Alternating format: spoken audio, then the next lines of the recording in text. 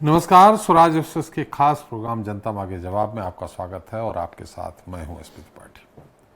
पहले बात छत्तीसगढ़ की, जहां मौजूदा समय में एक बार फिर ईडी की कार्रवाई को लेकर पक्ष विपक्ष के बीच जुबानी जंग तेज हो गई है। विषय है पूर्व मंत्री कवासी लखमा के घर छापेमारी और उनसे हो रही पूछताछ। कांग्रेस का आरोप है कि कवासी लखमा वरिष्ठ कांग्रेसी विधायक हैं और वो लगातार सुकमा विधानसभा क्षेत्र से चुनाव जीतते आ रहे हैं, इसलिए उन्हें बीजेपी सरकार जानबूझकर ईडी के द्वारा परेशान करवा रही है। कवासी लखमा बस्तर की मजबूत कड़ी है, जिससे भाजपा नगरीय निकाय चुनाव से ठीक पहले मजबूत कड़ी को तोड़कर अपनी स्थिति मजबूत करना चाह रही है। कांग्रेस यह आरोप भी लगा रही है कि ईडी पहले भी कार्रवाई कर सकती थी, लेकिन निकाय चुनाव के पहले इस तरह की कार्रवाई करके कांग्रेस पार्टी को तोड़ने की एक कोशिश है, जबकि भाजपा का तर्क है कि कवासी इस तरह की भावनात्मक बातें करके भ्रष्टाचार से लोगों का ध्यान भटकाने का प्रयास कर रहे हैं। छत्तीसगढ़ की एक जनता जानती है कि नकली होलोग्राम बनाकर कई हजार करोड़ रुपए का शराब घोटाला किया गया है, जो कि साबित करता है कि ऑर्गेनाइज्ड क्रिमिनल सिंडिकेट बनाकर सरकार के संरक्षण में लगभग 2000 करोड़ रुपए का बंदरवाट किया गया।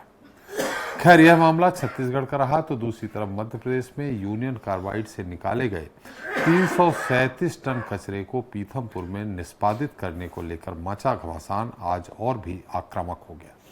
पीथमपुर बचाओ संघर्ष समिति के लोग विरोध स्वरूप सड़कों पर उतर आए। विरोध करने वाले लोगों ने मुंबई आगरा राष्ट्रीय राजमार्ग को जाम कर दिया। फलस्वरूप प्रदर्शनकारियों को तितर बितर करने के लिए पुलिस ने जमकर लाठियां भी भाजी। विरोध प्रदर्शन के दौरान दो लोगों ने अपने ऊपर पेट्रोल डालकर आत्मदाह करने की कोशिश भी की, जिससे समूचे क्षेत्र में अफरा तफरी मच गई। आत्मदाह करने वाले दोनों प्रदर्शनकारियों को इंदौर रेफर कर दिया गया है। उधर कांग्रेस के विरोध के बावजूद सरकार इस बात पर प्रतिबद्ध है कि न्यायालय के आदेश के मुताबिक कचरा का निष्पादन समयानुसार ही किया जाएगा। बहरहाल विरोध प्रदर्शन का कितना असर पड़ेगा, कितना नहीं है तो बात की बात है। इस पर विशेष पैनल के साथ चर्चा करेंगे, लेकिन पहले बात कर लेते हैं छत्तीसगढ़ की, जहां एक्साइज के फंडे में चला है ईडी का डंडा।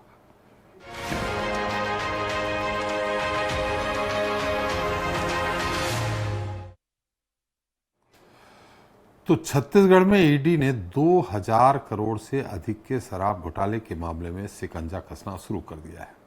अधिकारियों के बाद अब कांग्रेस नेताओं पर भी कार्रवाई शुरू हो गई है। कांग्रेस विधायक और पूर्व आबकारी मंत्री कवासी लखमा से आज ईडी के अधिकारियों ने लंबी पूछताछ की। बताया यही जा रहा है कि लखमा की गिरफ्तारी की संभावना बढ़ गई है। हालांकि इस कार्रवाई से प्रदेश का राजनीतिक पारा भी गरमा गया है। कांग्रेस का आरोप है कि यह कार्रवाई पूर्वाग्रह से ग्रसित है, जबकि भाजपा का कहना है कि कानून सभी के लिए एक है और कानून के तहत ही कार्रवाई की जा रही है। आज चर्चा इसी मुद्दे पर, चर्चा को विस्तार दें उससे पहले देख लेते हैं हमारी एक खास रिपोर्ट। छत्तीसगढ़ के चर्चित शराब घोटाला मामले में पूर्व आबकारी मंत्री कवासी लखमा के साथ उनके बेटे हरीश कवासी और तत्कालीन ओएसडी जयंत देवांगन से ईडी ने पूछताछ शुरू कर दी है।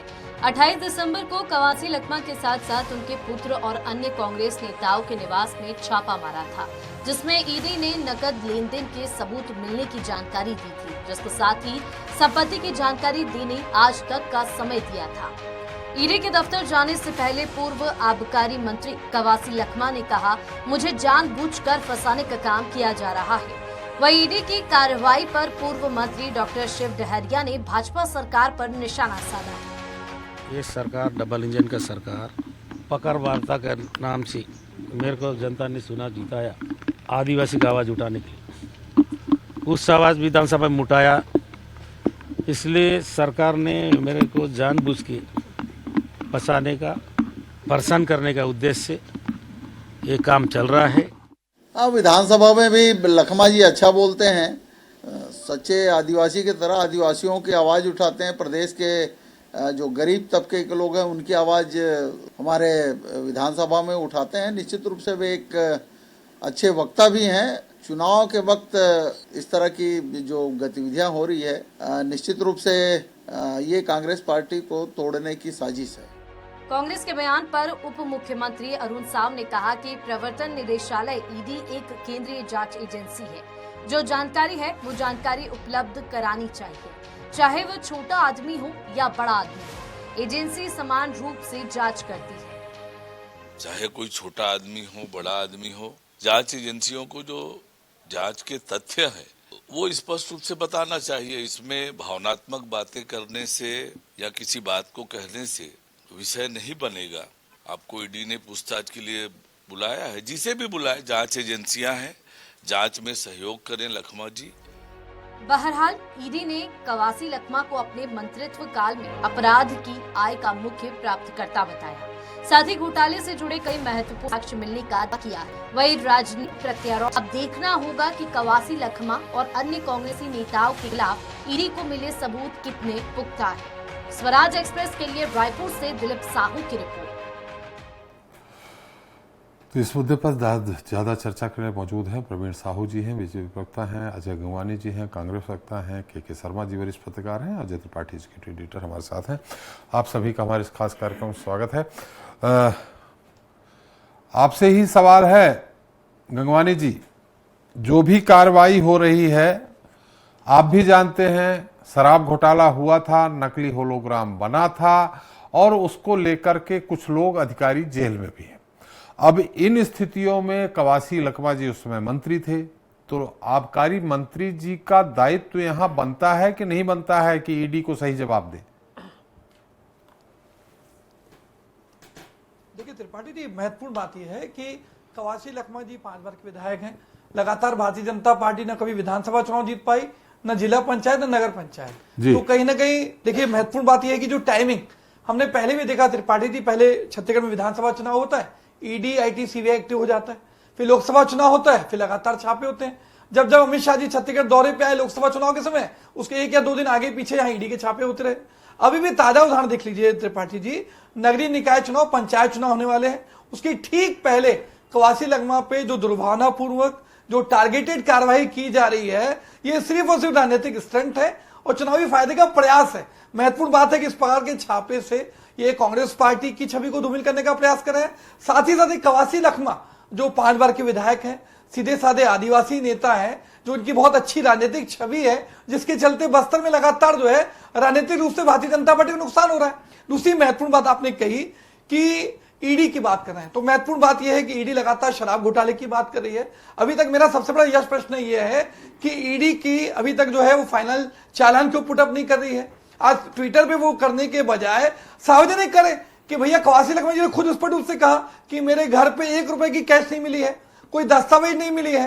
ये तो महत्वपूर्ण बात यह कि त्रिपाठी जी, जब ईडी अपनी फाइनल स्टेटमेंट पेश करेगा, चालान पुटअप करेगा, तब वो डिटेल देगा कि आज कवासी लखमा जी की कितनी कैश मिली, क्या क्या दस्तावेज मिले, क्या सबूत मिले, जिसके आधार पर अभी कवासी लखमा पे आरोप लगाने का प्रयास कर रहे हैं। महत्वपूर्ण देश का संविधान कानून कहता है त्रिपाठी जी, कोई भी व्यक्ति अपराधी तब साबित होगा जब न्यायालय फैसले। एक महत्वपूर्ण आंकड़ा त्रिपाठी जी मैं दे रहा हूं, अभी तक हमारे यूपीए सरकार के समय ईडी ने 112 मामले दर्ज किए, जबकि इनके 10 सालों में 3200 मामले, और 3200 मामले में मात्र 15 लोग जो है फाइनल दोषी साबित होते हैं। मतलब कन्विक्शन रेट क्या है? 0.5%। हर 200 में से एक व्यक्ति दोषी है और 199 लोग न्यायालय के माध्यम से बेकसूर साबित हो रहे हैं। तो ये दिख रहा है अभी कवासी लखमा जी को जो प्रारंभिक कार्रवाई की जा रही है सिर्फ और सिर्फ टारगेटेड है। कहीं ना कहीं हम देखें त्रिपाठी जी, ईडी जो है, आपका कहने का मतलब शराब घोटाला हुआ ही नहीं, आपका कहने का मतलब है शराब घोटाला हुआ ही नहीं। देखिए अगर शराब घोटाले की बात करें तो बहुत महत्वपूर्ण मैं बात को स्पष्ट करना चाह रहा हूं। अभी आपके मैं चैनल पे सुन रहा था, जो प्रोमो चल रहा था उसमें नकली होलोग्राम की बात कर रहे थे त्रिपाठी जी। आप वरिष्ठ पत्रकार हैं, सालों से पत्रकारिता कर रहे हैं, मुझसे बेहतर चीजों को समझते हैं। मैं 3 चीजें बहुत स्पष्ट कहना चाह रहा हूं। अगर ये शराब का घोटाला अगर होलोग्राम का हुआ तो होलोग्राम जो लगे वो निर्माता कंपनियों की फैक्ट्रियों में, जो महाराष्ट्र में है, गुजरात में है। मुझे बता दें, ईडी उन फैक्ट्री मालिकों पे जहां होलोग्राम लगाए गए, क्या किसी एक भी फैक्ट्री में कार्रवाई की गई? मुझे बता दीजिए, पहली बात। दूसरी महत्वपूर्ण बात, आज दिल्ली की आज सरकार पे आरोप लगा त्रिपाठी जी कि वहां की सरकार सीधे शराब निर्माताओं से खरीदी करके मोटी कमीशन करके राज्य के राजस्व को नुकसान पहुंचा रही है। उसी त्रिपाठी जी नीति को आज शायद सरकार छत्तीसगढ़ में लागू कर रही है। IFL 10 के 12 लाइसेंस, IFL 10B के 10 लाइसेंस, ये 22 कंपनियों से शायद सरकार ने एग्रीमेंट किया उनके साथ बॉन्ड भराया कि 1 साल तक शराब जो है आप सप्लाई करेंगे। अचानक किसके दबाव में, मोटी कमीशन के चलते सारे एग्रीमेंट लाइसेंस कैंसिल करके सीधे शराब निर्माताओं से खरीदी कर रहे हैं, क्योंकि आपको मोटी कमीशन वसूलनी है। ईडी का दोहरा क्षेत्र देखिए, उसी कार्रवाई में आप सरकार के मंत्री मनीष सिसोदिया पे कार्रवाई करते हैं, अरविंद केजरीवाल को सलाखों के पीछे ढकेल देते हैं, लेकिन उसी शायद सरकार की नीति पे ईडी कोई पूछताछ नहीं करती। उसके अलावा भाजपा की रमन सरकार के समय 4400 करोड़ का घोटाला हुआ। मैं उसको स्पष्ट दे रहा हूं आपको, 2012, 13, 14 में जो शराब निर्माता कंपनी थी उसको बिना मानदंडों के पालन के Indian made for liquor IMFL का लाइसेंस दिया गया। 12, 13, 14 में 60% कमीशन वसूली की गई। 14, 15, 16, 17 में जो है 50%। तो ये जो कमीशन खोरी भ्रष्टाचार जो 2012 से चल रहा है, ईडी शुरुआत से क्यों नहीं कार्रवाई कर रही है? चलिए, आप जो होलोग्राम जहां फैक्ट्री में लग रहा है वो क्यों कार्रवाई नहीं कर रही है? ये गंगवानी जी, पूछताछ की गई, इस एक चीज साल को के अंदर 3-3 बार। इस चीज को पूछ लेते हैं, हमारे साथ भाजपा प्रवक्ता हैं। शराब की आबकारी नीति में परिवर्तन किया गया जी, इस पूछ लेते हैं प्रवीण जी। बहुत सारी बातें गंगवानी जी उठाई है। एक बात तो यहाँ मुद्दे की बात है कि अगर ईडी को कार्रवाई करनी है खासकर शराब घोटाले में, तो उन्होंने जो कहा 12, 13, 14 उस समय से कार्रवाई करें। एक दूसरा, उन्होंने कहा कि होलोग्राम बनाने वाली नकली कंपनियां जिन्होंने ये शराब का कारोबार किया है उन पे कितने लोगों पे कार्रवाई हुई। कवासी लखमा जी पे कार्रवाई करने से पहले, पूछताछ करने से पहले उन पे कार्रवाई करना जरूरी था, ये गंगवानी जी ने कहा।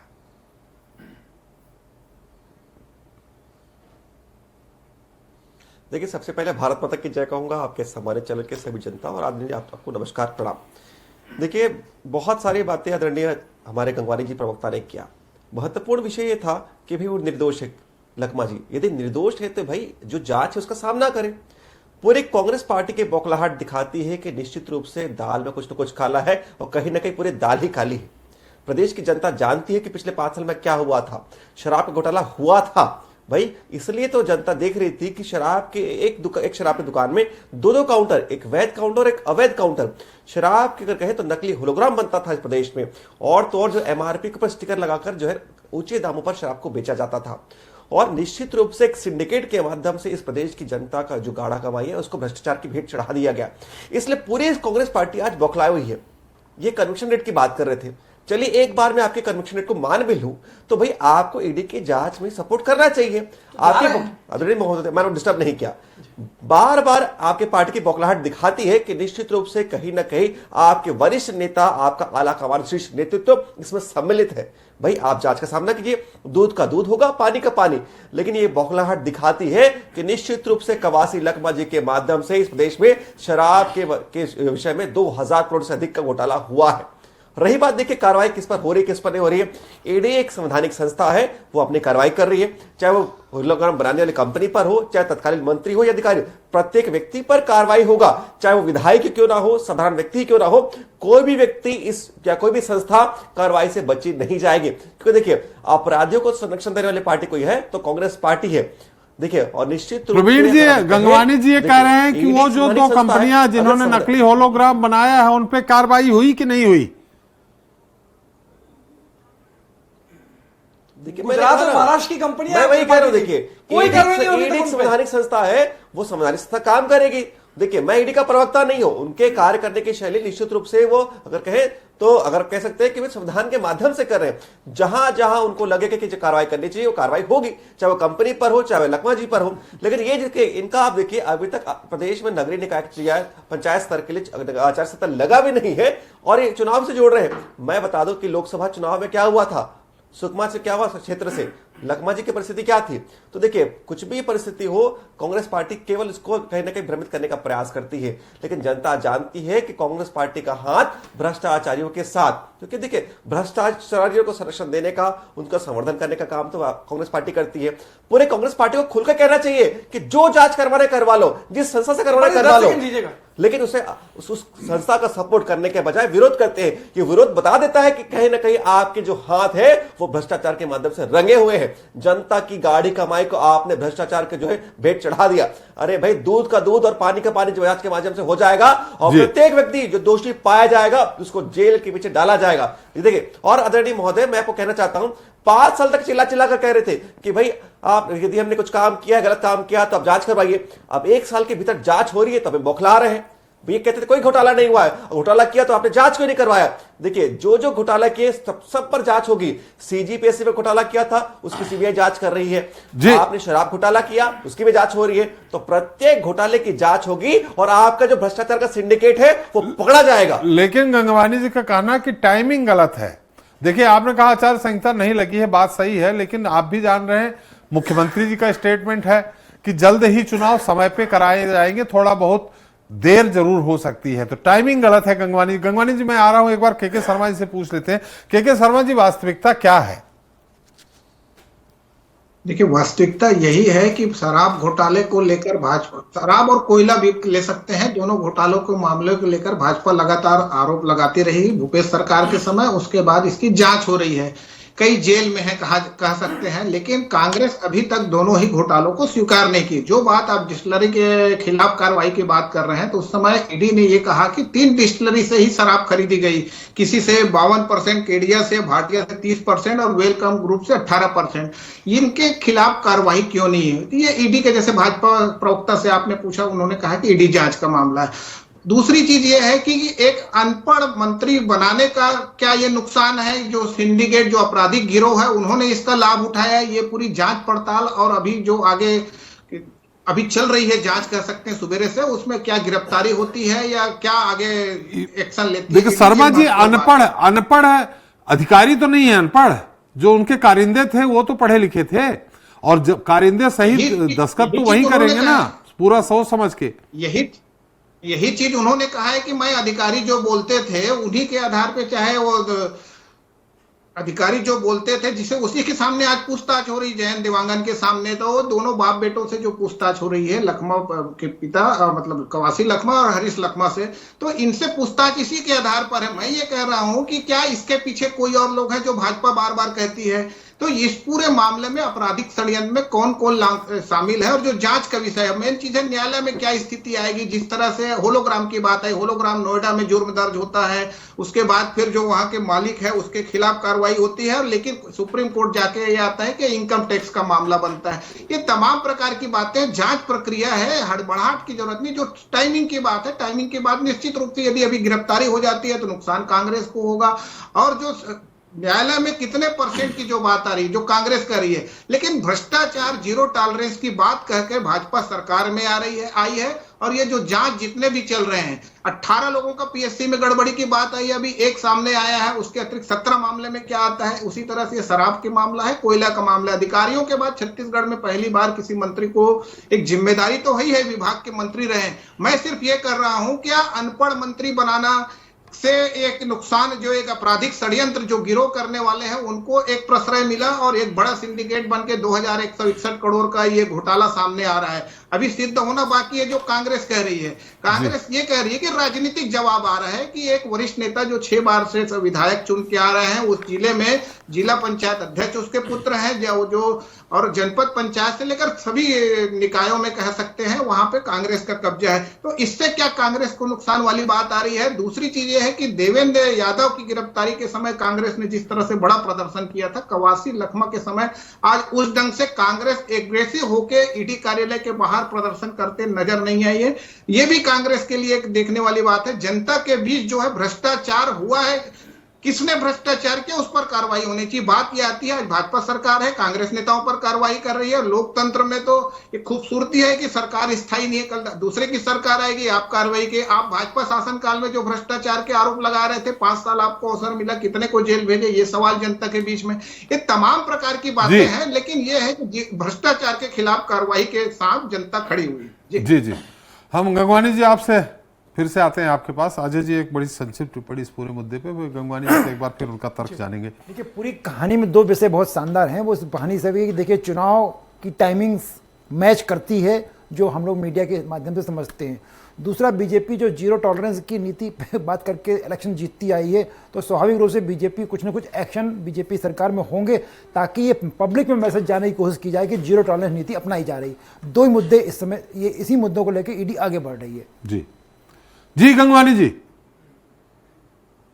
ईडी अपनी कार्रवाई कर रही है, धीरे धीरे कार्रवाई करेगी। जिन कंपनियों के बारे में बात कर रहे हैं उन पे भी कार्रवाई होगी। साहू जी इसके प्रॉमिस कर रहे हैं। देखिए त्रिपाठी जी एक महत्वपूर्ण बात वरिष्ठ पत्रकार के शर्मा जी ने बात की, जो 3 डिस्टिलरी है जिसके माध्यम से शराब सप्लाई हुई, उनसे पूछताछ तक नहीं की गई। जो होलोग्राम की कंपनियां हैं, जो नोएडा की बात कर रहे थे, कुछ कंपनियां गुजरात की है, कुछ महाराष्ट्र की हैं, इतने लंबे समय से कार्रवाई चल रही है। आप अधिकारियों को सलाखों के पीछे ढकेलने के लिए तैयार हैं, लेकिन आप जो मेन जड़ है, जो पूरी शराब घोटाले की जड़ है, जहां होलोग्राम प्रिंट किए जा रहे हैं, जहां लगाए जा रहे हैं, उस पर कोई कार्रवाई नहीं की जा रही है। दूसरी महत्वपूर्ण बात, कवासी लखमा जी के ऊपर 2000 करोड़ का त्रिपाठी जी आरोप लगाया जा रहा है, जबकि उनकी कुल संपत्ति मात्र 1.25 करोड़ रुपए की है। एक सीधे साधे नेता जो 6 बार के विधायक हैं, मंत्री रह चुके हैं, उनकी कुल संपत्ति मात्र 1.25 करोड़ रुपए है, तो उस पर आरोप लगाना किसी प्रकार से न्यायोचित नहीं है। दूसरी महत्वपूर्ण बात है, जब फाइनल देखिए, संपत्ति आपके पास न होना, पूरी जड़ क्या गंगवानी जी, संपत्ति आपके पास ना होना, लेकिन जिस विभाग का दायित्व आपके पास है, उस विभाग में अगर भ्रष्टाचार हुआ है तो भ्रष्टाचारियों का साथ देना भी दोषी माना जाता है।